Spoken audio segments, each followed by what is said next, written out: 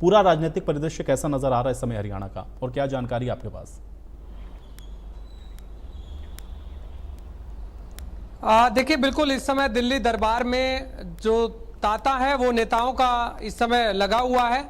हालांकि हम कार्यवाहक मुख्यमंत्री के अलावा भी बात करें तो कई विधायक जो हैं इस समय हरियाणा भवन पहुंचे हैं, और उसके बाद जो अपनी अपनी जिस नेता की लॉबिंग है वो इस समय चल रही है। सुबह हमने देखा कि निखिल मदान जो सोनीपत से विधायक थे वो यहाँ पहुंचे हुए हैं। इसराना से विधायक कृष्णलाल पवार वो यहाँ पहुंचे हुए हैं। मूलचंद शर्मा जो कि बल्लमगढ़ से विधायक है, सरकार में मंत्री रहे हैं, वो वहां पहुंचे हैं। तो इस तरह से कई विधायक हैं जो इस समय दिल्ली दरबार में जो है चक्कर लगा रहे हैं, अपने अपने नेताओं को बधाई दे रहे हैं। और खासकर क्योंकि ताजपोशी होनी है, सरकार भाजपा ने पूर्ण बहुमत से हरियाणा में बना ली है, 48 सीटें आई हैं। उसके अलावा 3 इंडिपेंडेंट विधायकों ने भी अब भाजपा को समर्थन दे दिया है। तो अगर इसका आंकड़ा देखा जाए तो 51 जो है आंकड़ा भाजपा का अब हो गया है। अब ऐसे में इंतजार है कि मुख्यमंत्री की ताजपोशी का और साथ में मंत्रिमंडल के विस्तार का। अब इसको लेकर के मुख्यमंत्री कौन बनेगा, ये वैसे तो साफ है कि नायब सिंह सैनी ही मुख्यमंत्री रहेंगे, लेकिन ऐलान होना अभी बाकी है, क्योंकि अभी कोई भी नेता अपने आप को मुख्यमंत्री नायब सिंह सैनी के कहने से कतरा रहा है। खुद प्रदेश अध्यक्ष मोहनलाल बड़ौली से जब हमने पूछा तो वो ये कह रहे थे कि पार्लियामेंट्री बोर्ड तय करता है कि मुख्यमंत्री कौन बनेगा। इसके अलावा जब और नेताओं से भी बातचीत की तो वो भी यही कहते हुए नजर आए।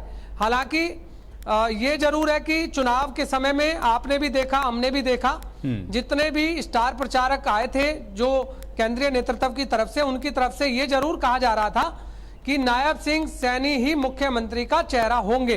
तो हम ये भी कह सकते हैं कि नायब सिंह सैनी ही होंगे मुख्यमंत्री का चेहरा, लेकिन अभी जो कार्यवाहक आगे लगा हुआ है उसका हटना अभी बाकी है।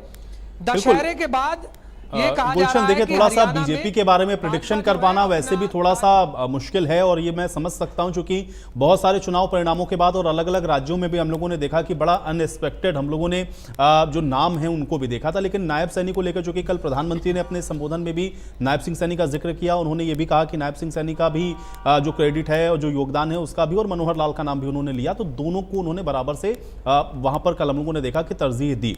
लेकिन अब यहां से सबसे अहम बात यह है, क्योंकि जो हम लोग देख पा रहे हैं अभी, एक तो जो 9 चेहरे जो कि मौजूदा सरकार के अंदर थे उनका हारना, 2 लोग सिर्फ ऐसे थे जो कि मंत्रिमंडल का हिस्सा थे, वो ही अपनी सीटों को बचा पाए। और उसके बाद अब चूंकि डिप्टी सीएम, इसके पहले गठबंधन के साथ आप सरकार चला रहे थे तो एक डिप्टी सीएम का फॉर्मूला तो आपके पास में था ही, लेकिन अब मेजॉरिटी के साथ आपका जो डिप्टी सीएम है, क्या ये सारी चीजें बड़ी महत्वपूर्ण है और इस पर अभी और ज्यादा विचार विमर्श और मंथन वहां पर चल रहा है? क्योंकि डिप्टी सीएम वाला फॉर्मूला या कैबिनेट में नए लोगों को आप क्या जगह देंगे, कौन से चेहरों को आप शामिल करेंगे, ये भी बड़ी बारीकी से इसका जो ऑब्जर्वेशन है वहां पर चल रहा है केंद्रीय नेतृत्व में। देखिए, बिल्कुल हम इस पर कह सकते हैं, क्योंकि इस समय जिस तरह से बीजेपी ने हैट्रिक तो लगाई है, लेकिन हैट्रिक के बाद जो कद्दावर नेता हैं बीजेपी में, चाहे हम दक्षिणी हरियाणा से कह दें राव इंद्रजीत सिंह, जिन्होंने इस बार दक्षिणी हरियाणा की सभी सीटें जो है भाजपा के खाते में डलवाने का काम किया। जिस प्रत्याशी को राव इंद्रजीत सिंह ने टिकट दिलवाई, वो प्रत्याशी विजयी होकर कमल का फूल खिलाकर अपनी विधानसभा में आया। गुरुग्राम जिले की 4 विधानसभा हैं, चारों में भाजपा का कमल खिला, जिसमें मुकेश शर्मा गुरुग्राम से जो विधायक थे वो राव इंद्रजीत सिंह ने उनकी टिकट पर सहमति दी थी, इसलिए वो विधायक बने, ऐसा मुकेश शर्मा भी कहते हुए नजर आते हैं। इसके अलावा बादशाहपुर हम छोड़ देते हैं, राव नरवीर अपने दम पर चुनाव लड़े और वो चुनाव जीते। सोहना से तेजपाल तंवर के प्रचार में भी राव इंद्रजीत सिंह गए, और इसके अलावा पटौदी विधानसभा जो कि बिमला चौधरी भी उन्हीं की ही प्रत्याशी थी, उन्होंने ही टिकट दिलाई थी और वो भी जीत कर आई हैं। अब रेवाड़ी की बात कर लो, 3 जिले हैं, रेवाड़ी, बावल और कोसली, तीनों के तीनों टिकट राव इंद्रजीत सिंह के खाते में थी और तीनों टिकटों पर कमल खिला है।